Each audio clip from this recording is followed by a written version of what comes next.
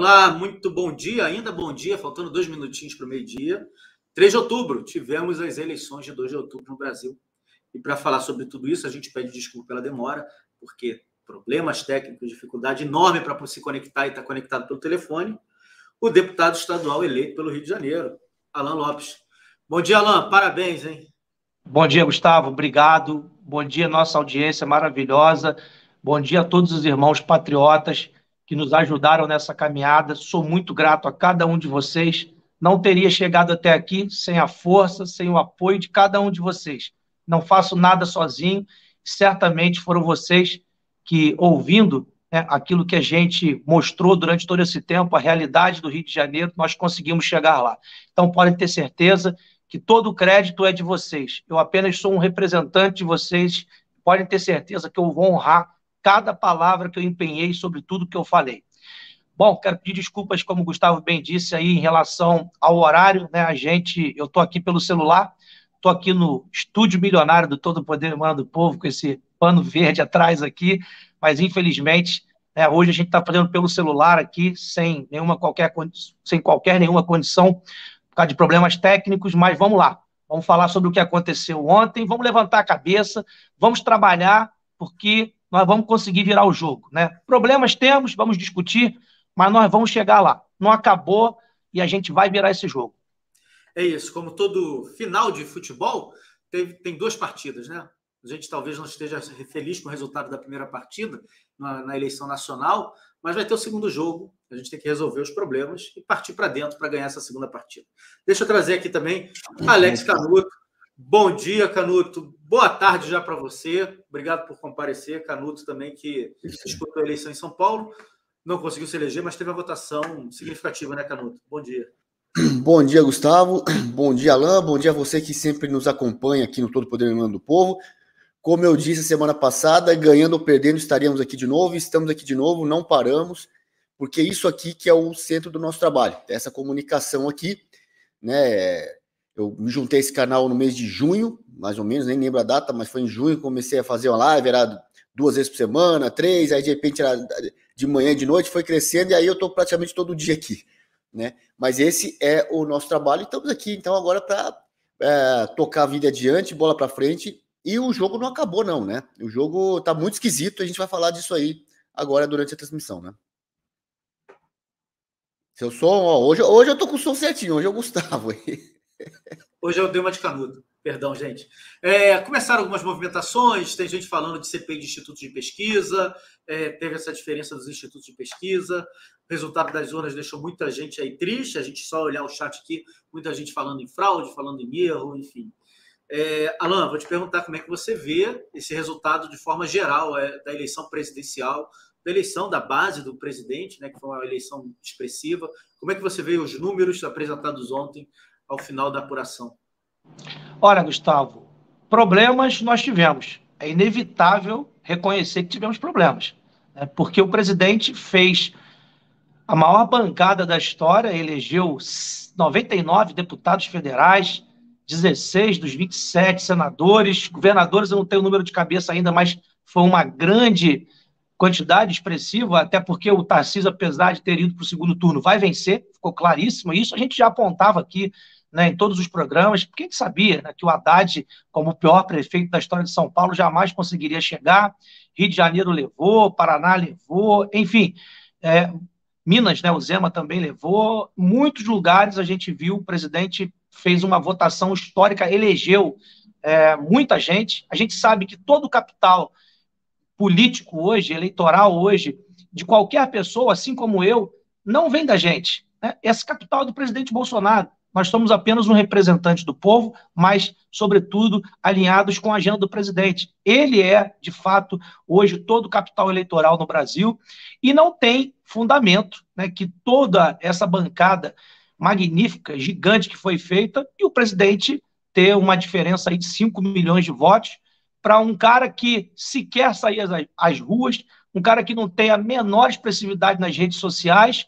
Está muito claro isso. Outro ponto que a gente precisa discutir, é a questão dos 3 milhões de diferença lá na Bahia, né? Foi uma diferença muito grande, apesar da gente saber do histórico da Bahia, mas foi uma diferença muito grande, e são nesses pontos que acredito eu que a equipe do presidente deva estar se apegando, né, para observar as coisas, porque às vezes o pessoal pensa que os problemas podem acontecer de maneira generalizada no Brasil inteiro, de repente eles podem escolher só uma localidade, né, para isso.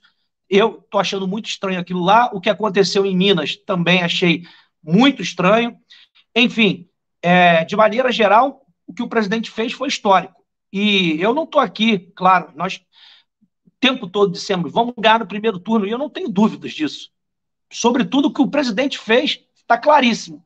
E eu acho que o presidente vai virar isso aí, né? Nem sei se a palavra é virar, né? Eu acho que vai realmente contabilizar, aparecer, porque agora no segundo turno, pode ter certeza, muita coisa vai ser feita, vamos levantar a cabeça, nada de desânimo, nada de fraude, não sei o quê, o presidente perdeu, não. Vamos trabalhar, vamos confiar no presidente. O jogo não acabou, não adianta se entregar, né? Esse não é o caminho. Claro, podemos nos mobilizar, sair às ruas, podemos fazer tudo o que for possível que tiver ao nosso alcance, mas nada de desânimo, vamos para cima. O presidente já soltou o tweet, o Carlos também, o Felipe Martins, está todo mundo confiante, o Ciro Nogueira, porque o que foi feito realmente em termos de legislativo e até do executivo também, né, nos governos estaduais, foi algo histórico. Nós vamos levar isso aí. Vamos lá.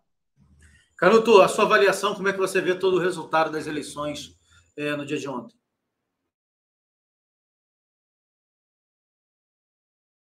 Voltou aqui, né? Bom, tá estranho. Tem muita coisa estranha nesse resultado, como no caso de Minas ali, tá esquisito. Você vê que quem acompanha a apuração até um certo momento, o presidente Bolsonaro mantinha uma distância do Lula, aí de repente inverte, né? Uma coisa que inverteu e ficou ali os 47, 42. Enfim, a coisa foi levada para o segundo turno. Nas bancadas também, assim, tem alguma coisa, tem coisa estranha também.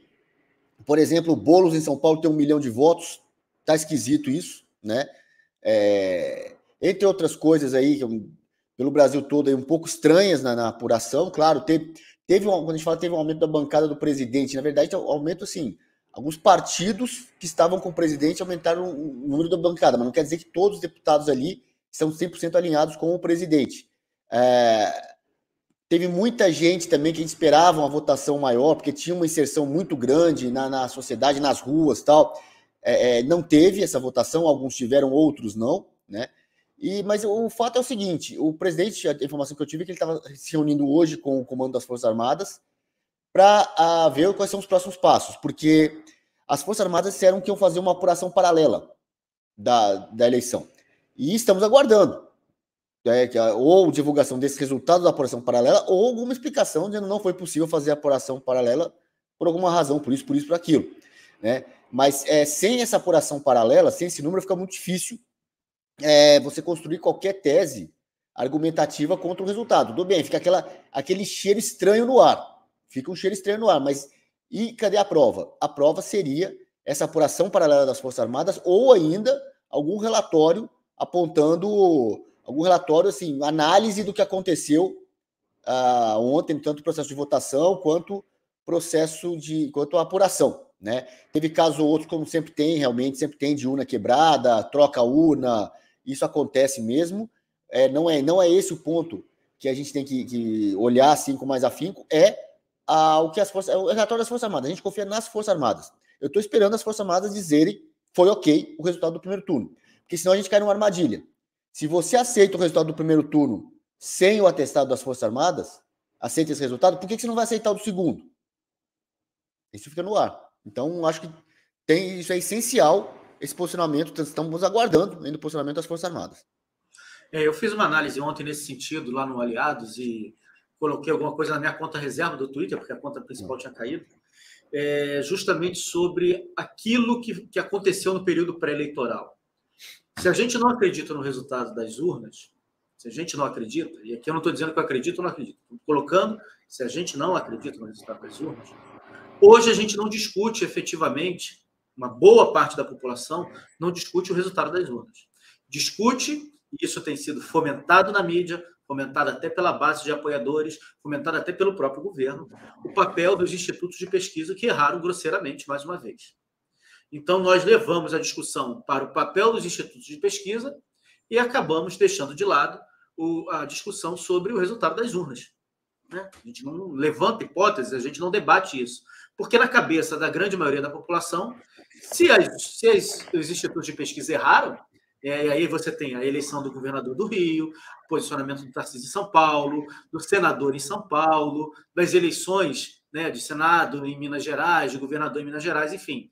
Se os números que saíram das urnas desmentem clamorosamente, assim, de forma muito inequívoca, o resultado das pesquisas, na cabeça do cidadão, da maioria das pessoas, você subliminarmente está mandando a mensagem de que as urnas deram números verdadeiros.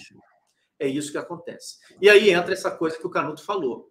Você aceita o resultado de agora, você não aceita, mas como? O governo fez uma base enorme? Muita gente aí do governo se elegeu? As urnas erraram, não erraram? Você depende efetivamente de uma avaliação mais técnica. Não pode ser algo assodado. Então, me parece, fica muito claro que se a gente luta contra um sistema que a gente acredita que luta, esse sistema é inteligente, esse sistema joga também para não perder.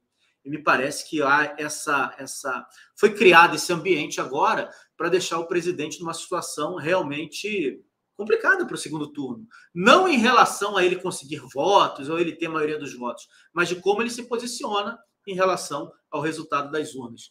É bom a gente lembrar, ontem, o clima que se instalou logo após a declaração do presidente, acho que o presidente tinha aceitado o resultado do jeito que era, e em nenhum momento ele falou sobre isso. Ele disse, inclusive, que aguardaria o posicionamento das Forças Armadas, que foram convidadas ao pleito, e aí ele tratou do número oficial, falou das estratégias, falou de como vai agir em relação aos números oficiais. Vamos ver o que vai acontecer, o que vem daí para frente. Fato é que, se houve fraude, a gente tem que levantar essa hipótese e a gente confia de que as Forças Armadas nos defenderão nesse sentido. Se não houve fraude, nós precisamos entender o cenário, porque foram 5 milhões de votos para o presidente a menos, né? 5 milhões de votos a menos para o presidente. Uma abstenção altíssima. Então, a gente tem que tentar entender esse cenário para poder virar esse jogo. Eu acredito, sempre falei aqui, eu acredito naquilo que meus olhos veem. Eu acho que o presidente tem muito mais engajamento, ou seja, o presidente tem muito mais apelo, o presidente tem muito mais público, muito mais eleitor do que o outro lado. Não foi isso que as urnas retrataram. A gente tem 3 semanas para poder desvendar esse mistério. Alan, vamos falar aqui dos traíras que ficaram pelo caminho? Como você bem falou, o capital político é do presidente Bolsonaro, né? E o número de pessoas que entraram porque apoiam, porque estão ao lado do presidente, porque tem esse reconhecimento do povo, foi grande. Em compensação, aqueles que chutaram o presidente em alguma parte do caminho, acharam que eram donos sozinhos de algum capital político, ficaram pelo caminho de forma muito feia, né? Lembrar aqui da Joyce, lembrar do Frota, lembrar também dos irmãos Weintraub, enfim, muita gente ficou pelo caminho quando tentou se descolar do presidente, né? O que não era surpresa para nenhum de nós, né, Gustavo? Mas isso foi certamente um resultado para eles, acredito eu até que até mesmo para eles não era nenhuma surpresa, eles já sabiam disso, né? Mas a gente não sabe, né, o que acontece no meio do caminho, se alguém está ganhando alguma coisa para prestar um papel ridículo como esse, né? Porque o cara que vem apoiando o presidente durante 2, 3 anos, né, e com uma proximidade muito grande, com a relevância nas redes sociais, de repente vira as costas e acha que tem algum capital político, né, não entendeu nada, não é bom caráter, e aí, né, foi para o escrutínio do povo e está aí. Né? A gente não esperava um outro resultado, que isso sirva de lição para outros, né, que são oportunistas e que pensam em surfar, né, nessa tal onda, né, e tentar associar a imagem com o presidente. Eu estou muito feliz por um motivo. O povo está muito mais criterioso, o povo não cai mais. Claro, uma vez ou outra a gente pode errar, ninguém é perfeito, mas nós vamos diminuir muito a possibilidade de cair numa armadilha de um populista, de um oportunista que queira colar a imagem do presidente. A gente viu bons nomes aí sendo eleitos agora, são pessoas que a gente tem confiança. E vamos lá, agora falando até inclusive um pouco sobre esses 31 milhões na abstenção, me deixou bastante preocupado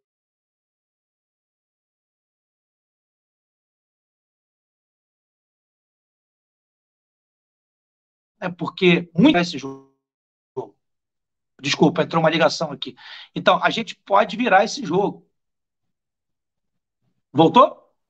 Tá sem áudio, Gustavo? Perdão. Deu uma travada. Quando você falou dos 31 milhões de abstenção, aí travou.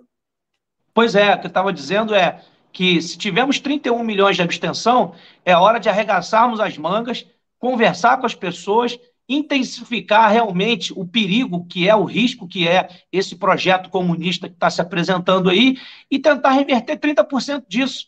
Se a gente reverter 30% desses 31 milhões, a gente vira o jogo. E é claro, vamos aguardar com calma, com tranquilidade, o que o presidente vai indicar essa semana. Certamente os bastidores já estão fazendo muitas articulações. As prefeituras, nesse momento, são importantíssimas, as articulações com as prefeituras, né, os governos estaduais que foram eleitos, os deputados, os senadores. É hora de todo mundo se unir, dar as mãos e vão para cima. Nada de desânimo, vamos batalhar que a gente vai conseguir. A diferença não é tanta assim. O presidente aumentou, inclusive, teve 2 milhões a mais de votos em relação a 2018, né? Ou seja, o reconhecimento do trabalho. Vamos para cima, vai dar certo. Eu tenho certeza que o presidente não chegou até aqui à toa. Claro, problemas temos, como o Canuto disse, estamos observando e aguardando as Forças Armadas darem um posicionamento sobre a apuração paralela. O presidente vai dar o norte, isso aí é certo, né? Não adianta criar desespero agora e tomar atitudes equivocadas. Calma, né? O Carlos já soltou um tweet informando sobre isso, o Felipe Martins também, pessoas que estão ali no entorno do presidente, de confiança, são os comunicadores do presidente. Eu vi o Ciro Nogueira também dando um tweet que deu bastante esperança.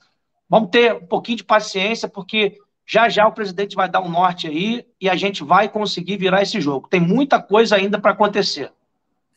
Canuto, eu fiz essa provocação sobre os traidores para entrar no assunto Sérgio Moro. Mas deixa eu ler antes aqui o Márcio Dias, Bicalho, que mandou um superchat, a gente agradece.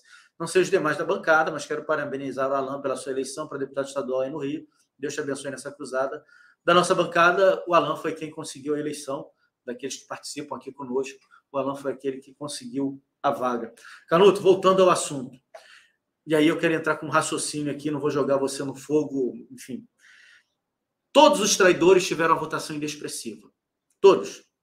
Mas Sérgio Fernandes Moro, que foi o primeiro nome a ser cotado pela terceira via para ser candidato a presidente, foi um nome que foi testado, tentado a todo momento por essa terceira via, não conseguiu essa vaga para a candidatura ao Planalto porque ele era odiado pela direita e pela esquerda.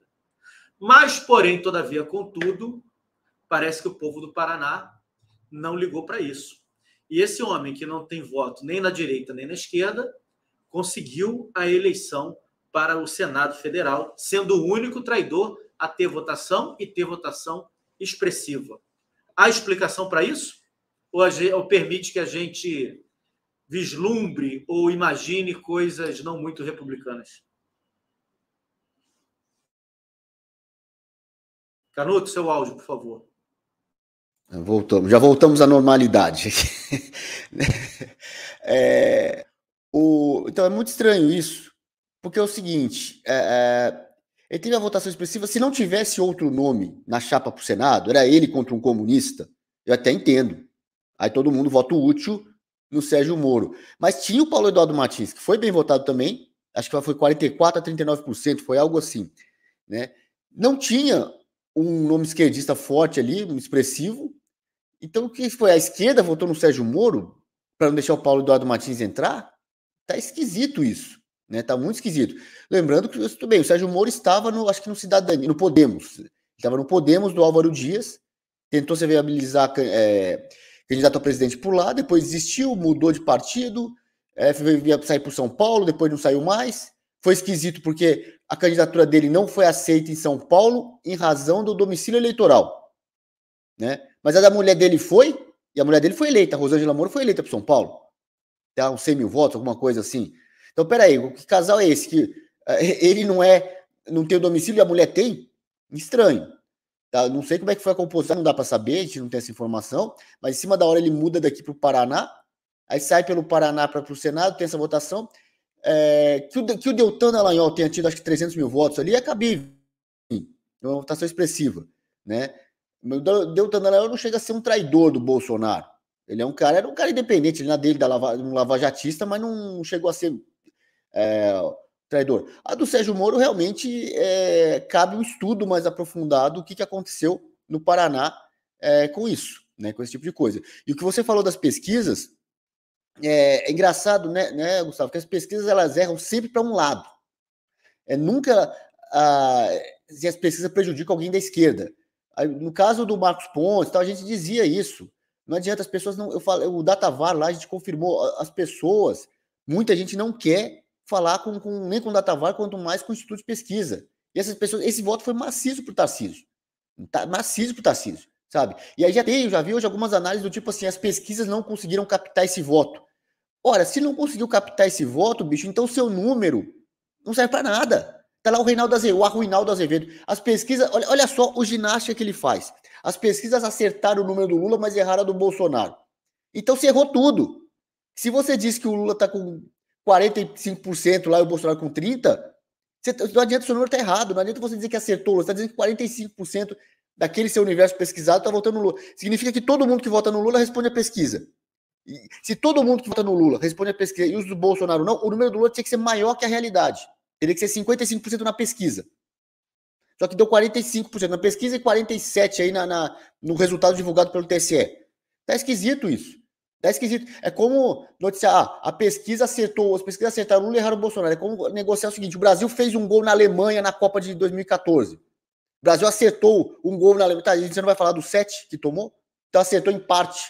Tá? Aí a notícia lá, a pesquisa, o noticiário da Brasil marca um gol na Alemanha, 1-0. O jogo do Brasil com a Alemanha na Copa foi 1-0. Acertou o placar do Brasil, mas errou o da Alemanha. Então você errou o placar divulgado, cara. Olha o contorcionismo retórico dessa gente. Para tentar justificar na maior cara de pau. E pode esperar, daqui a 3 dias começa a sair pesquisa para o segundo turno, de novo. E eu não duvido que vão dar algo tipo, votos válidos aí, 58-42 pro Lula. De novo, daqui a 3 dias vão começar e vão soltar um número. Pode escrever, pode gravar. Confere esse vídeo daqui a uns 3 ou 4 dias. Se não vai ser 58, 60 pro Lula, 40 pro Bolsonaro, algo, ou 55, 45, algo nesse sentido, com o Lula na frente.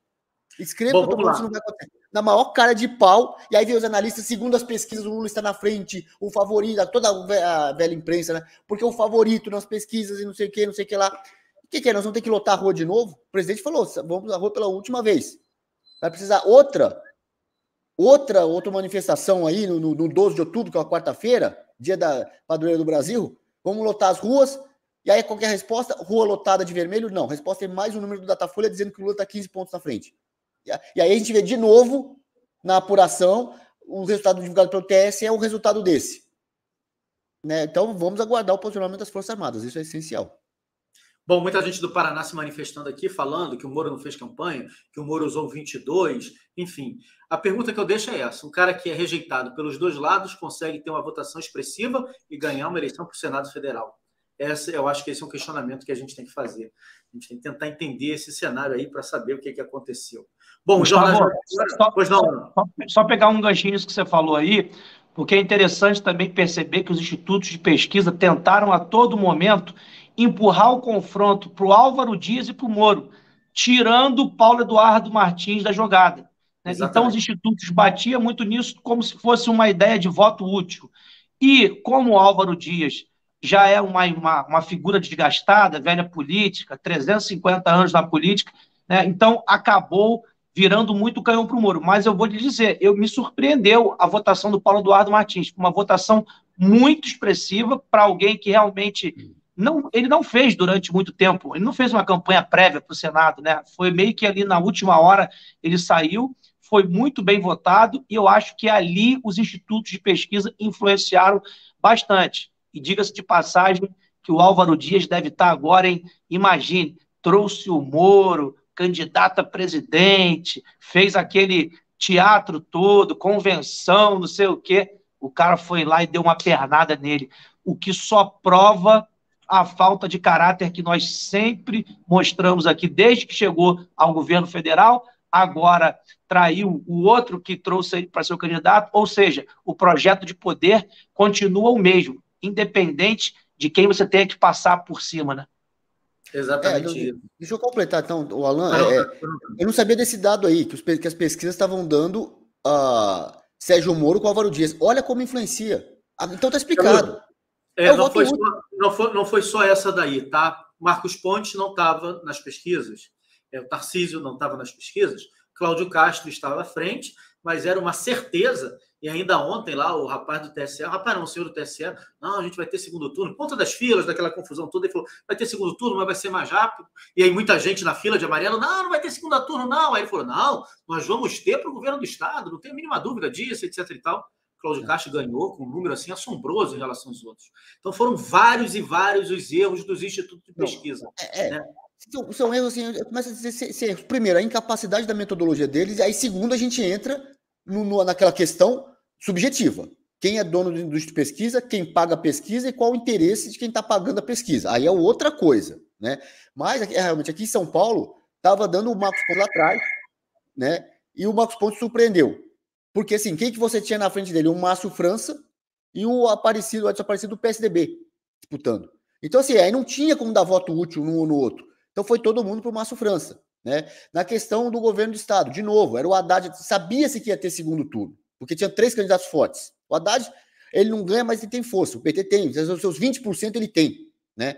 O atual governador fez uma campanha caríssima, no estilo velha política, né? O Rodrigo Garcia, estilo velha política, com muita ajuda de campanha. Eu, como candidato, eu também fechei minha campanha em cima da hora lá, como foi com o Paulo Eduardo Martins, em cima da hora, o pessoal pressionando, vai sair, não estava com tudo preparado, não estava com o bloco preparado para sair mesmo. Fizemos, tal, deu 4.500 votos, né?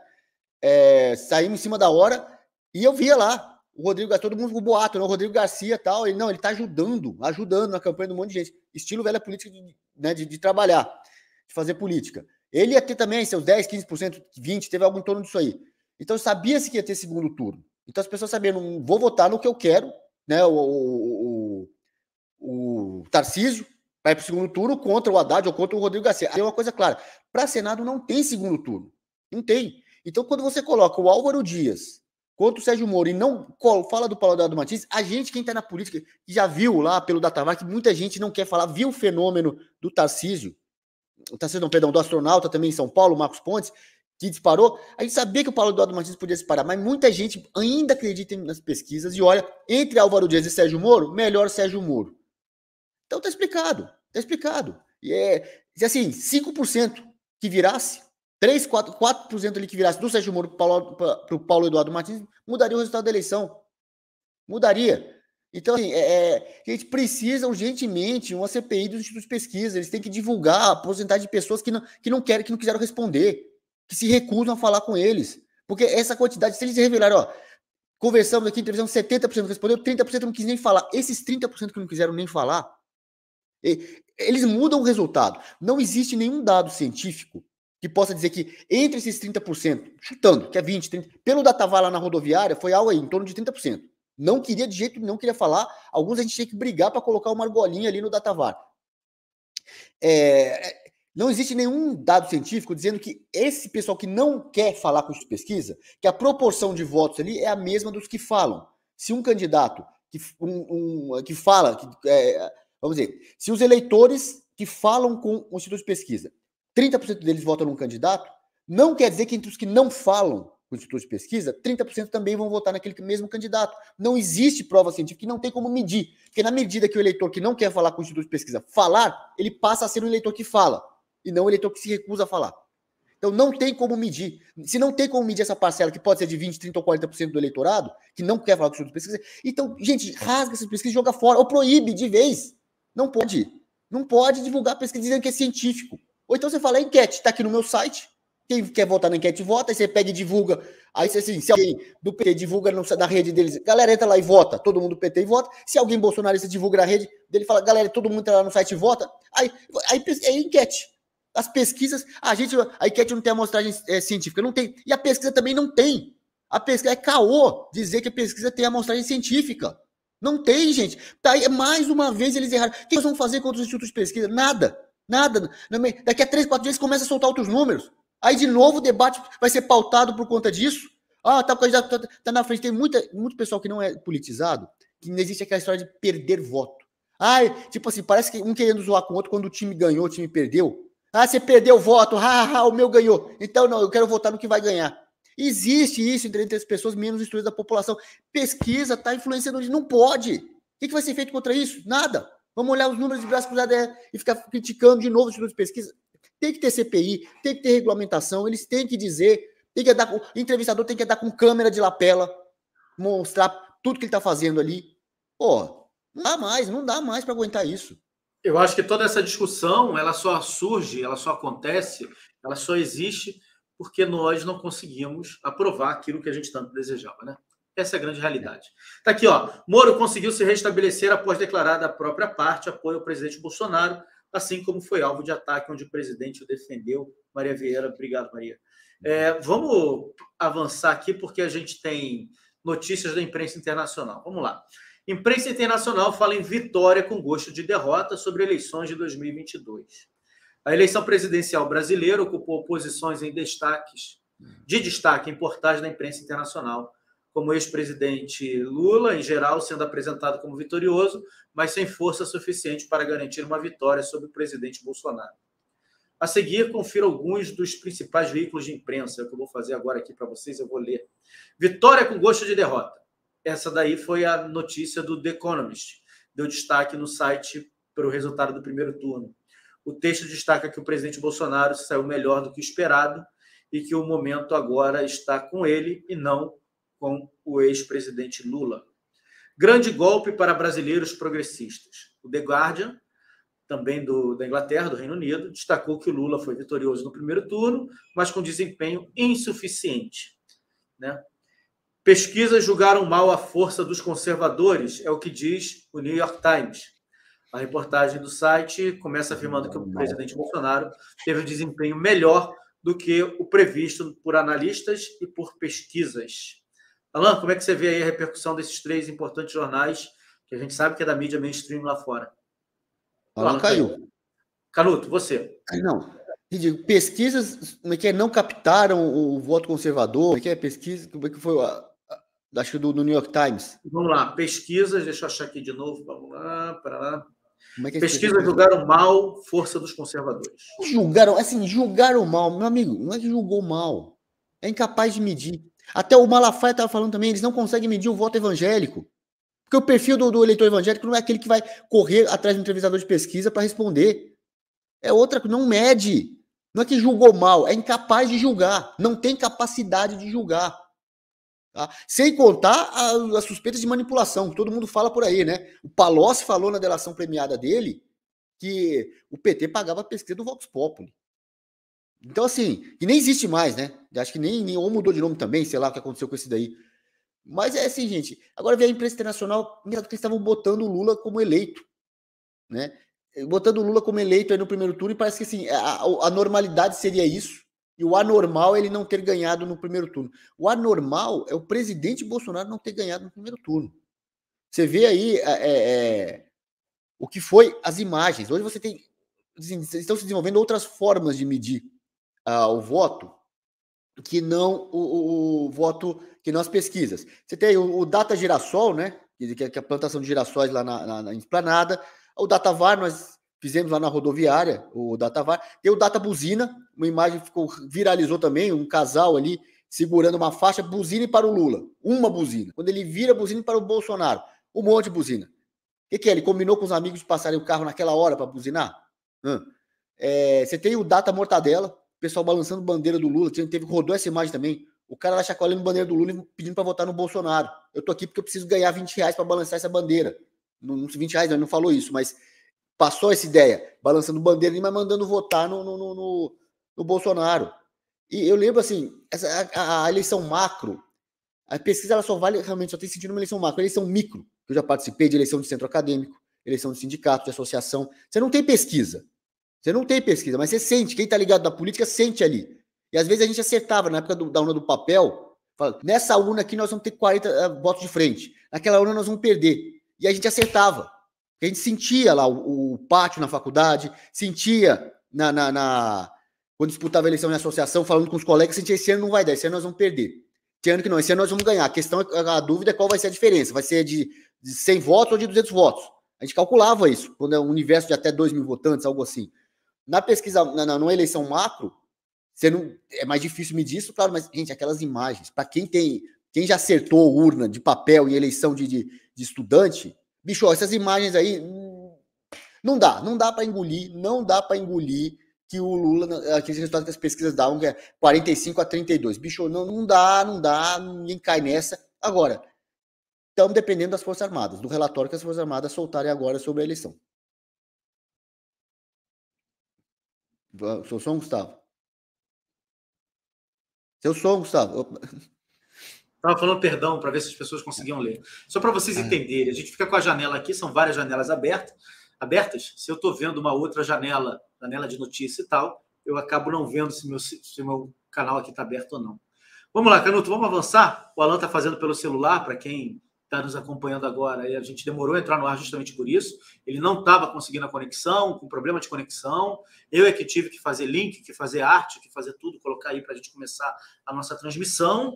Eu estava na rua também, cheguei super em cima da hora, e por isso que a gente teve tanta dificuldade para entrar, e você não está encontrando o Alan aqui, repetindo que o Alan conseguiu o êxito nessa eleição, e ele se elegeu deputado estadual no Rio de Janeiro, né? Daqui da bancada, das pessoas que fazem a bancada conosco, que participaram conosco, o Alan foi aquele que conseguiu chegar lá. Mais uma vez, parabéns a ele.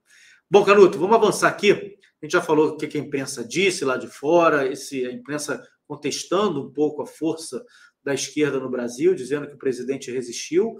E aí eu te pergunto o seguinte, esse posicionamento da imprensa lá de fora em relação a isso não é levado por conta das informações inverídicas que chegam lá fora?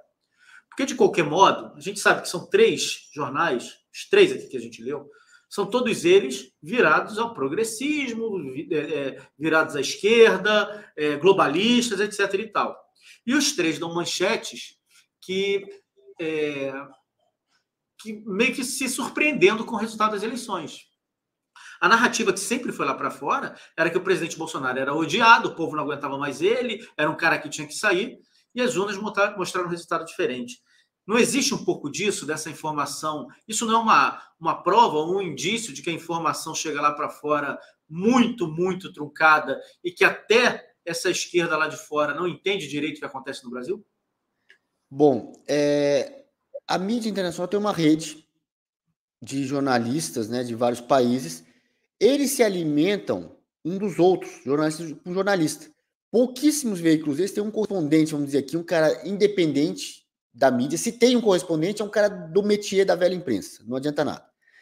E muitas vezes eles citam uns aos outros. A referência é aquela bolha que fica um citando o outro. Tipo, você planta uma fake news aqui, o outro planta uma fake news lá, aí você fala, segundo o que o outro está dizendo lá, é isso.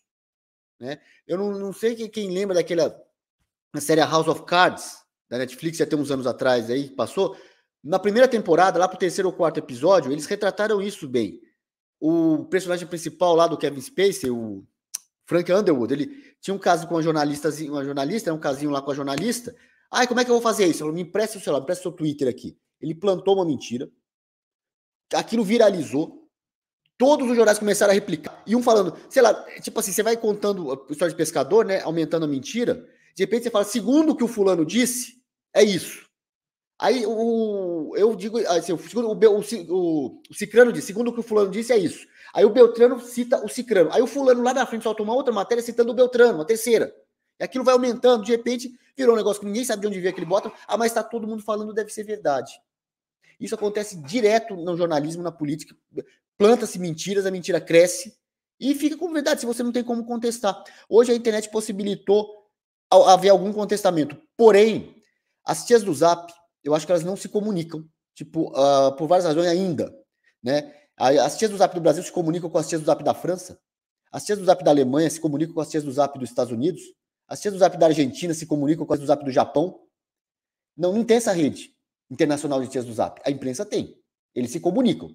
E aí solta lá fora, aí aqui que a imprensa brasileira replica, né? Segundo, isso que você falou, segundo o New York Times, segundo o The Guardian, segundo o Le Figaro, segundo a Deutsche Welle, tá, não sei o quê. Olha o que a imprensa internacional está falando.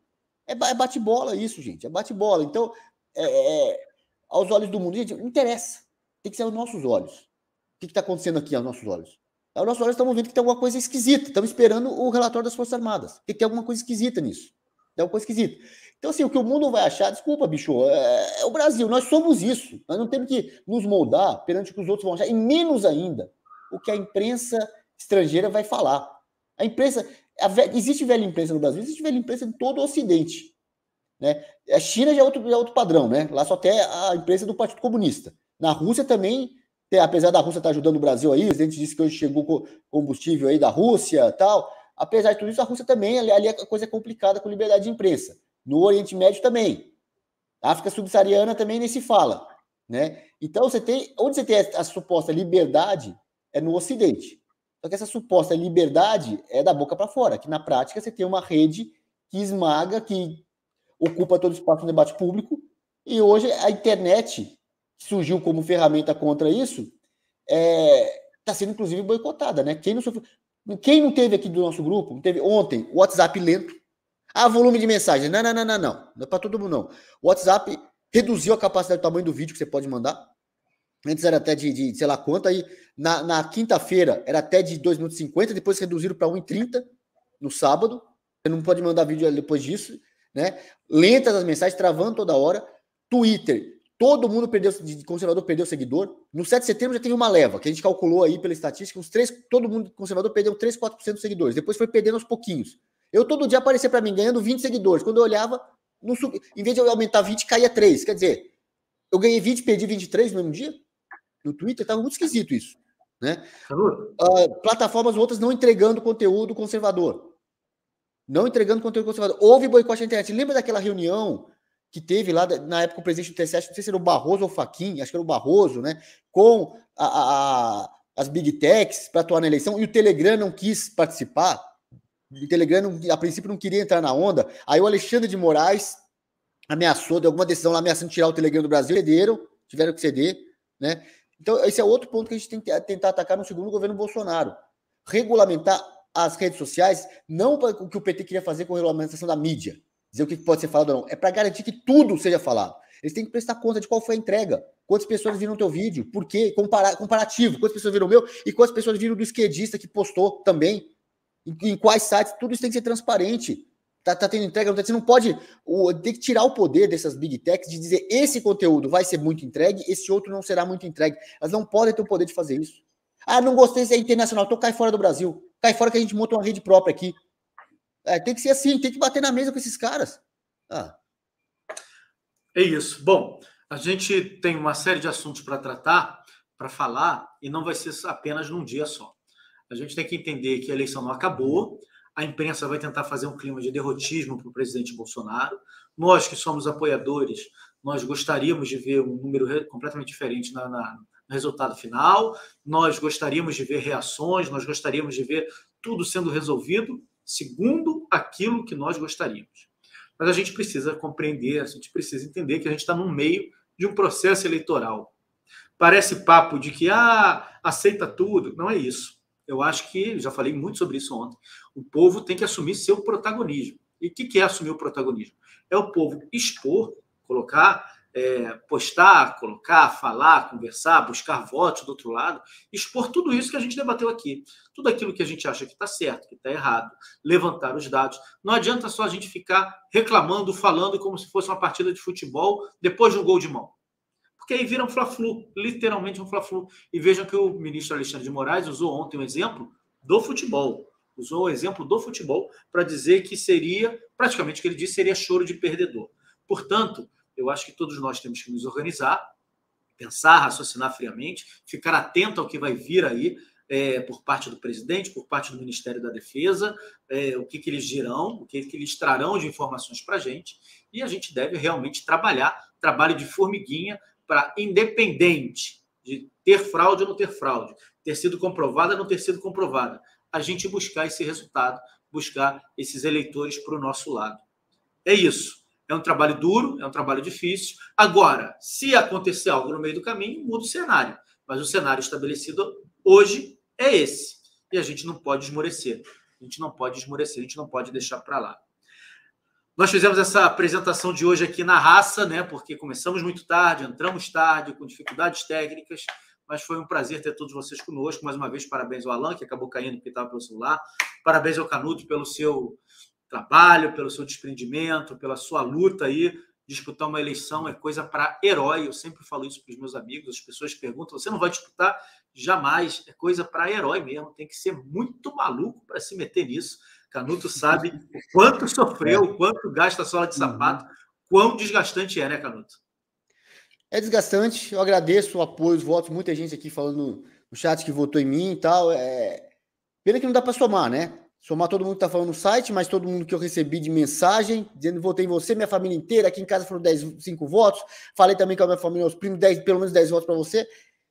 É somar isso tudo para ver se não dá mais que 4.500. Mas enfim, né? Obrigado pelo apoio, pessoal. Valeu todo mundo que compartilhou, que ajudou, que deu uma força aí.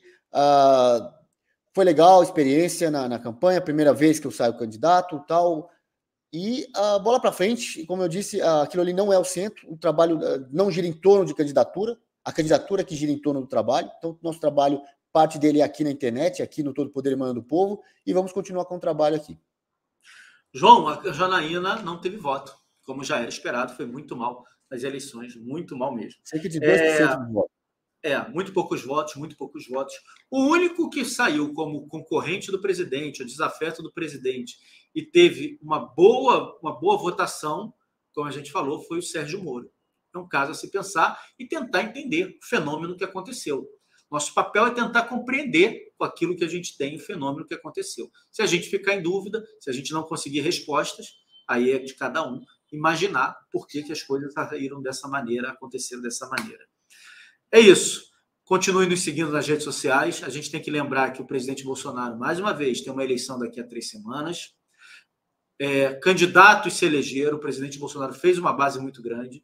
Essas pessoas que entraram apoiando o conservadorismo, os valores, as bandeiras do presidente Bolsonaro necessitarão do nosso apoio, independente do presidente Bolsonaro eleito ou não, reeleito ou não.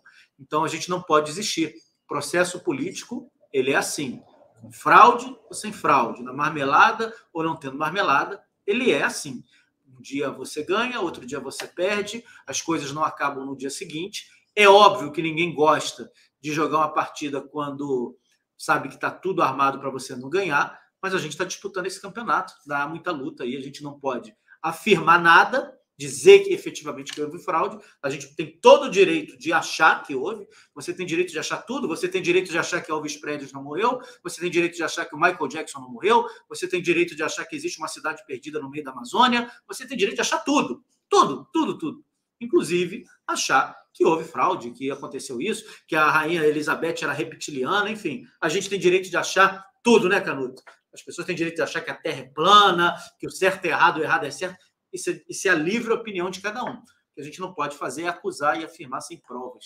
Isso é que a gente Por isso, eu insisto, vamos aguardar o relatório das Forças Armadas. Ele que vai dizer. Exatamente. Isso. Até agora nós estamos achando. Tudo isso aqui que a gente falou é achismo. Eu sei que hoje a gente corre o risco de ser processado aqui, acusado de achismo, né? Mas nós estamos achando. Vamos. A gente, assim, né, Canuto? A gente não corre risco porque a gente está sendo muito claro. A gente está colocando aqui, levantando hipóteses. A gente não está afirmando nada, estamos levantando hipóteses, opiniões nossas, né? A gente não está dizendo categoricamente que aconteceu isso, que fulano é bandido, ciclano é isso, de forma alguma. A gente não está fazendo isso. A gente está apenas levantando hipóteses e debatendo.